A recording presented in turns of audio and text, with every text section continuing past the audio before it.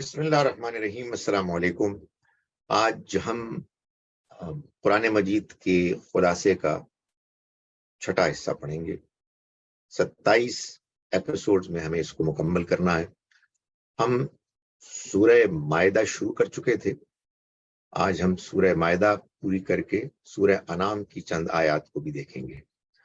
سورہ مائدہ میں آیت نمبر 27 سے لے کے آیت نمبر 31 تک اللہ تعالیٰ نے آدم علیہ السلام کے دو بیٹوں حابیل اور قابیل کا واقعہ بیان کیا ہے، جس میں سے قابیل کی اللہ کی طرف صدقہ خیرات قبول ہو گئی اور قابیل کا صدقہ قبول نہیں ہوا۔ اس کے نتیجے میں قابیل حسد میں مبتلا ہو گیا اور اس نے اپنے بھائی کو قتل کر دیا۔ یہ واقعہ قرآن مجید نے بتایا خاص طور پر یہود کو سامنے رکھتے ہوئے کہ انہیں یہ احساس دلایا جائے کہ تم اس وقت اپنے بھائیوں بنی اسماعیل کے اندر آنے والے پیغمبر کا انکار صرف اس لیے کر رہے ہو کہ تم حسد میں مبتلا ہو گئے ہو کہ آخر ان پر نبوت کیوں جاری ہوئی۔ اور ظاہر ہے کہ اس واقعے سے معلوم ہوتا ہے کہ قابیل نے جو کچھ کیا وہ ایک نہایت گھناؤنا جرم تھا، جس کے نتیجے میں وہ ان تمام قتل کے واقعات کا بھی ذمہ دار ٹھہرا جو اس کے بعد ہوئی۔ اس کے بعد آیت نمبر 38 میں اللہ تعالیٰ نے چور کی سزا کو بیان کیا ہے، جو اس وجہ سے بیان ہوئی ہے کہ اب مدینہ منورہ میں ایک باقاعدہ اسلامی ریاست قائم ہو گئی اور بالکل جو اختتام کے احکام ہیں کہ جب سوسائٹی بالکل صحیح خطوط پر استوار ہو جائے اس کو بیان کیا جا رہا ہے۔ اور اس میں ظاہر ہے کہ وہ ساری شرائط تو ملحوظ رہیں گی کہ جن کو کہ اللہ تعالیٰ نے چاہا ہے کہ پہلے سوسائٹی میں موجود ہوں، جس کے بعد اگر پھر بھی کوئی چوری کرتا ہے تو پھر اس کو یہ سزا ملے گی۔ فرمایا کہ اور چور مرد اور چور عورت دونوں کے ہاتھ کاٹ دو، ان کے لیے ان کے کیے کی پاداش اور اللہ کی طرف سے عبرتناک سزا کے طور پر، اور اللہ غالب اور حکمت والا ہے۔ اس کے بعد اللہ تعالیٰ نے ان یہودیوں کا ذکر کیا کہ جو نبی اکرم صلی اللہ علیہ وسلم کے زمانے میں مدینہ منورہ میں یثرب میں موجود تھے، اور انہیں اللہ کی شریعت کی جو تورات میں بیان ہوئی تھی اس سے کوئی دلچسپی نہیں تھی۔ ان کو بس اپنے مقاصد، اپنی خواہشات، اپنے مطلب کے فیصلے حاصل کرنے سے دلچسپی تھی۔ چنانچہ وہ تورات کو چھوڑ کر نبی صلی اللہ علیہ وسلم کے پاس بعض اوقات فیصلے کروانے اس امید سے آ جاتے تھے کہ انہیں ان کے حق میں فیصلے ملیں گے۔ اللہ تعالیٰ نے فرمایا آیت نمبر 43 میں، اور یہ تمہیں حکم کس طرح بناتے ہیں جبکہ تورات ان کے پاس موجود ہے جس میں اللہ کا حکم موجود ہے، پھر حکم بنانے کے بعد برگشتہ ہو جاتے ہیں۔ یہ ہرگز ایمان والے لوگ نہیں ہیں۔ یعنی ان کا یہ رویہ بتا رہا ہے کہ یہ تورات پر بھی ایمان نہیں لاتے۔ اس کے بعد اللہ تعالیٰ نے 3 آیات میں، آیت نمبر 44، 45 اور 47 میں الگ الگ یہ واضح کیا کہ وَمَن لَّمْ يَحْكُم بِمَا أَنزَلَ اللَّهُ فَأُولَٰئِكَ هُمُ الْفَاسِقُونَ، اور جو لوگ اللہ کی اتاری ہوئی شریعت کے مطابق فیصلہ نہ کریں تو یہی لوگ کافر ہیں۔ آیت 45 میں فرمایا تو یہی لوگ ظالم ہیں۔ آیت 47 میں فرمایا تو یہی لوگ فاسق ہیں۔ اس کے بعد آیت نمبر 48 میں اللہ تعالیٰ یہ واضح فرما رہے ہیں کہ یہ جو شریعت کا فرق ہوتا ہے مختلف امتوں میں، اس کی کیا وجہ ہے؟ تو اللہ تعالیٰ نے بیان فرمایا اور ہم نے تمہاری طرف کتاب اتاری حق کے ساتھ، مطابق اس سے کہ جو پہلے کتاب میں موجود ہیں، اور اس کے لیے کسوٹی بنا کر، تو ان کے درمیان فیصلہ کرو اس کے مطابق جو اللہ نے اتارا، اور اس حق سے ہٹ کر جو تمہارے پاس آ چکا ہے ان کی خواہشوں کی پیروی نہ کرو۔ ہم نے تم میں سے ہر ایک کے لیے ایک ضابطہ اور ایک طریقہ ٹھہرایا، اور اگر اللہ چاہتا تو تم کو ایک ہی امت بناتا، لیکن اس نے چاہا کہ اس چیز میں تمہاری آزمائش کرے جو اس نے تم کو بخشی، تو بھلائیوں کے لیے ایک دوسرے پر سبقت کرنے کی کوشش کرو۔ اللہ ہی کی طرف تم سب کا پلٹنا ہے، تو وہ تمہیں آگاہ کرے گا اس چیز سے جس میں تم اختلاف کرتے ہو۔ اس کے بعد آیت نمبر 51 میں ایک ایسی بات کہی گئی کہ جس سے لوگوں کو بظاہر یہ خیال ہوا کہ اللہ تعالیٰ یہودیوں اور نصرانیوں سے نہیں چاہتے کہ مسلمان دوستی کریں۔ فرمایا کہ اے ایمان والو، تم ان یہود اور ان نصارہ کو اپنا دوست نہ بناؤ، وہ آپس میں ایک دوسرے کے دوست ہیں، اور تم میں سے جو ان کو اپنا دوست بنائے گا تو وہ انہی میں سے ہے، بے شک اللہ ظالموں کو راہیاب نہیں کرے گا۔ آگے چل کے آیت نمبر 57 اور 58 میں یہ بات واضح کر دی کہ یہ ان یہودیوں اور ان نصرانیوں سے کیا مراد ہے۔ فرمایا کہ اے ایمان والو، ان لوگوں کو اپنا دوست نہ بناؤ جنہوں نے تمہارے دین کو مذاق اور کھیل بنا لیا ہے، ان لوگوں میں سے جن کو تم سے پہلے کتاب دی گئی، اور نہ کفار کو، اور اللہ سے ڈرو اگر تم مومن ہو۔ اور جب تم نماز کے لیے بلاتے ہو، منادی دیتے ہو، تو اس کو مذاق اور کھیل بنا لیتے ہیں، یہ اس وجہ سے کہ یہ ایسے لوگ ہیں جو عقل نہیں رکھتے۔ یعنی مطلب یہ ہے کہ یہ ہیں وہ یہود و نصارہ کہ جن سے اللہ تعالیٰ نے دوستی کرنے سے روک دیا، نہ کہ تمام یہود اور تمام نصارہ۔ آگے چل کے اللہ تعالیٰ نے باقاعدہ اچھے نصارہ کا یہ اعتراف بیان کیا ہے کہ جو جب قرآن مجید کو انہوں نے سنا تو وہ اس کے بارے میں اپنے پہلے سے معلوم علم کے نتیجے میں بہت واضح طریقے سے اس کی طرف مائل ہو گئے۔ فرمایا اور جب یہ سنتے ہیں اس چیز کو جو رسول کی طرف اتاری گئی، تو تم دیکھو گے کہ حق کو پہچان لینے کے نتیجے میں ان کی آنکھوں سے آنسو جاری، وہ پکار اٹھتے ہیں کہ اے ہمارے رب، ہم ایمان لائے تو ہمیں اس کی گواہی دینے والوں میں لکھ، اور آخر ہم اللہ پر اور اس حق پر جو ہم کو پہنچا ایمان کیوں نہ لائیں، جبکہ ہم یہ توقع رکھتے ہیں کہ ہمارا رب ہمیں نیکوکاروں کے زمرے میں شامل کرے گا۔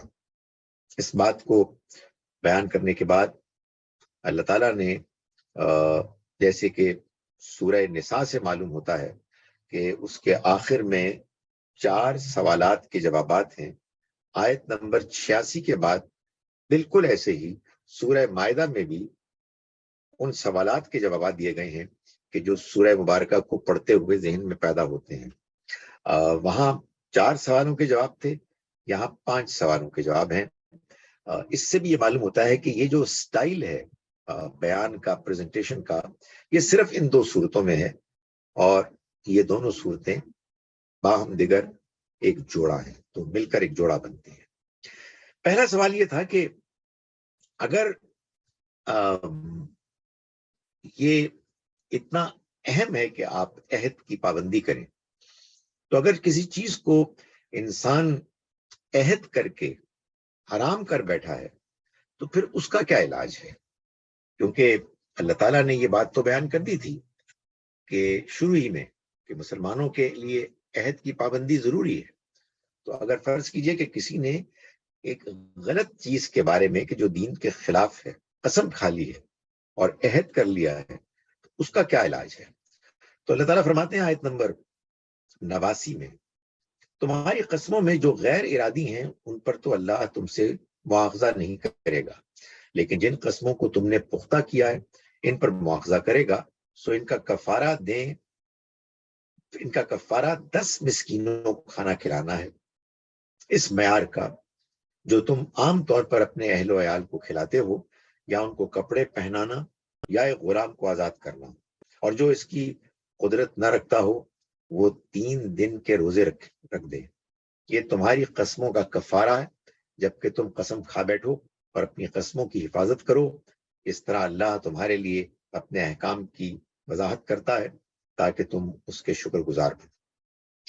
اس کے بعد دوسرا جو سوال ہے وہ یہ پیدا ہوا کہ اگر حرام کیے گئے معاملات، جانور، کھانے پینے کی چیزیں سب بیان کر دی گئی ہیں تو پھر شراب کے بارے میں کیا معاملہ ہے؟ اور چونکہ شراب اور جوا ساتھ ساتھ چلتا تھا تو اس لیے جوئے کو بھی اس میں شامل کر لیا گیا.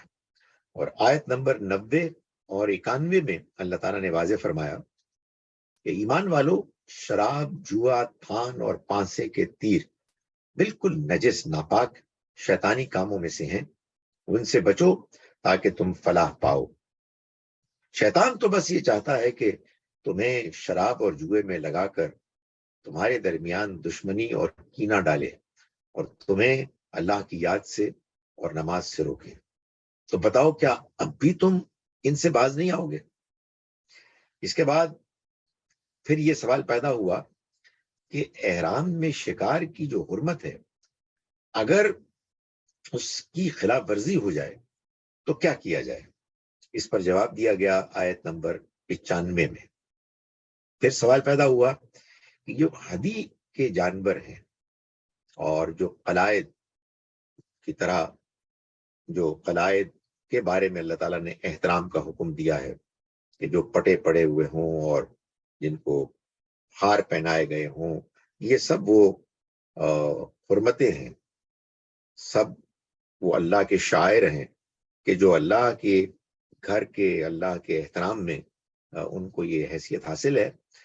تو اگر یہ بات ایسے ہے تو پھر ان حرمتوں کا، ان شاعر کا کیا ہوگا، مذہبی علامتوں کا، کہ جو قرآن کے نزول سے پہلے مکے میں لوگوں کے ہاں رائج تھی. تو اللہ تعالیٰ نے یہ بتایا آیت نمبر 103 میں کہ یہ جو چلی آ رہی ہیں مشرکین کے زمانے میں کی جو حرمتیں ہیں، یہ ایسی نہیں ہیں کہ جن کا احترام کرنا مسلمانوں کے لیے شریعت کا حصہ ٹھہرا ہے. فرمایا کہ اللہ نے تو نہ بحیرہ مشروع کیا، نہ صائبہ، نہ وسیلہ اور نہ حام. جنہوں نے کفر کیا ہے وہ اللہ پر جھوٹ باندھتے ہیں اور ان میں سے اکثر سمجھ سے آ رہی ہیں. یعنی انہوں نے ایک جھوٹا دعویٰ کیا ہے کہ یہ اللہ کا دین ہے، حالانکہ یہ اللہ کا دین نہیں ہے. اس کے بعد اہل کتاب کی شہادت سے وصیت کی شہادت کا سوال پیدا ہوا، جس کو کہ اللہ تعالیٰ نے 106 آیت میں بیان کیا. اور اسی آخری بات کی بڑی شہادت یعنی گواہی ہے کہ جو جب زیر بحث آئی تو اللہ تعالیٰ نے اس شہادت اور گواہی کا ذکر کیا کہ جو قیامت کے روز اللہ کے ہاں، اللہ کے دربار میں برپا ہوگی، اور اس کو اللہ تعالیٰ نے اس سورہ مبارکہ کے آخر میں بیان کیا. اور چونکہ مضمون بھی خاص طور پر اہل کتاب کو خطاب اور ان کو دعوت تھا، تو یہ بتایا گیا، اور یاد کرو جب کہ اللہ پوچھے گا کہ اے عیسیٰ ابن مریم، کیا تم نے لوگوں سے کہا تھا کہ مجھ کو اور میری ماں کو خدا کے سوا معبود بناؤ؟ وہ جواب دے گا، تو پاک ہے، میرے لیے کیسے روا تھا کہ میں وہ بات کہوں جس کا مجھے کوئی حق نہیں. اگر میں نے یہ بات کہی تو اسے جانتا ہے، تو جانتا ہے جو کچھ میرے دل میں ہے، پر میں نہیں جانتا جو تیرے دل میں ہے. غیب کی باتوں کا جاننے والا تو بس تو ہی ہے. سورہ مائدہ کے بعد سورہ الانعام ہے. سورہ الانعام سے ایک نیا صورتوں کا گروپ شروع ہوتا ہے جس میں 4 صورتیں ہیں. سورہ الانعام، سورہ الاعراف، یہ مکی صورتیں ہیں اور یہ دونوں جوڑا جوڑا صورتیں ہیں. اور سورہ الانفال اور سورہ توبہ یہ مدنی صورتیں ہیں اور یہ جوڑا جوڑا ہیں. جیسا کہ میں نے پہلے گزارش کی، قرآن مجید میں مکی اور مدنی صورتوں پر مشتمل یہ 7 گروپس ہیں. تو اب ہم دوسرے گروپ کا مطالعہ کرتے ہیں. اس میں ترتیب کچھ یوں ہے کہ کہ سورہ انعام میں اللہ تعالیٰ نے مشرکین مکہ کو دعوت دی، خاص طور پر سورہ اعراف میں ان کو خبردار کیا کہ اگر انہوں نے انکار کیا تو پھر ان پر عذاب آ جائے گا۔ سورہ انفال میں اسی عذاب کی تیاری، چونکہ وہ مسلمانوں کے ہاتھوں آنا تھا، مسلمانوں سے کرائی اور مسلمانوں کو اس کے لیے تیار ہونے کا حکم دیا، اور سورہ توبہ اس عذاب کے نزول کا بیان ہے۔ تو اس میں سب سے پہلے ہم یہ دیکھتے ہیں کہ سورہ انعام کا آغاز ہوتا ہے اس طرح سے کہ اللہ تعالیٰ فرماتے ہیں کہ شکر کا حقدار اللہ ہی ہے، جس نے پیدا کیا آسمانوں اور زمین کو اور بنایا تاریکیوں اور روشنی کو۔ پھر تعجب ہے کہ جن لوگوں نے کفر کیا وہ اپنے رب کے ہمسر مد مقابل ٹھہراتے ہیں، یعنی انہوں نے اس کا دعویٰ کیا۔ اس کے بعد آیت نمبر 20 میں اللہ تعالیٰ نے یہ واضح کیا کہ یہ پیغام کہ جو اللہ نے اپنے پیغمبر صلی اللہ علیہ وسلم کے ذریعے سے بھیجا ہے، یہ پیغام پڑھے لکھے اہل کتاب کو پہلے سے معلوم تھا۔ فرمایا کہ جن کو ہم نے کتاب عطا کی وہ اس کو پہچانتے ہیں جیسا اپنے بیٹوں کو پہچانتے ہیں، جنہوں نے اپنے آپ کو گھاٹے میں ڈالا وہی ہیں کہ جو اس پر ایمان نہیں لاتے۔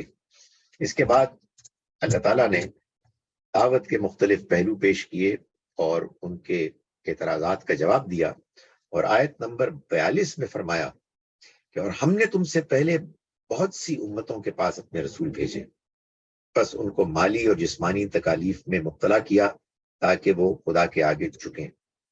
تو کیوں جب ہماری پکڑ آئی وہ خدا کی طرف نہ جھکے، بلکہ ان کے دل سخت ہو گئے، اور شیطان نے ان کی نگاہوں میں اسی عمل کو ڈبا دیا جو وہ کر رہے تھے، خوشنما بنا دیا۔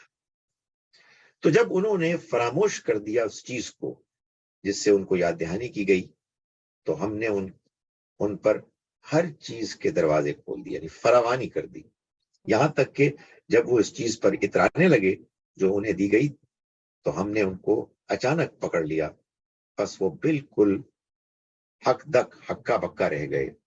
بس ان لوگوں کی جڑ کاٹ دی گئی جنہوں نے ظلم کا ارتکاب کیا، اور شکر کا تو حقیقی حقدار اللہ ہے، تمام جہان والوں کا رب، پالنے والا۔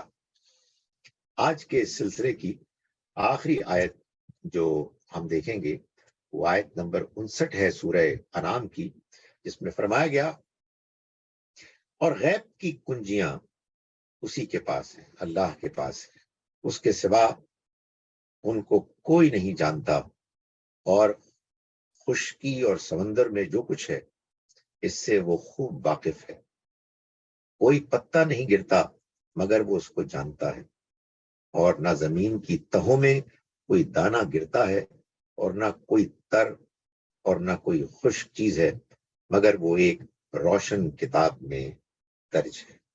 اللہ تعالیٰ ہمیں قرآن مجید کو صحیح طرح سے سمجھنے، اس پر صحیح طرح سے ایمان لانے، اس کے ذریعے سے ہدایت پانے اور اس پر عمل کرنے کی توفیق عطا فرمائے۔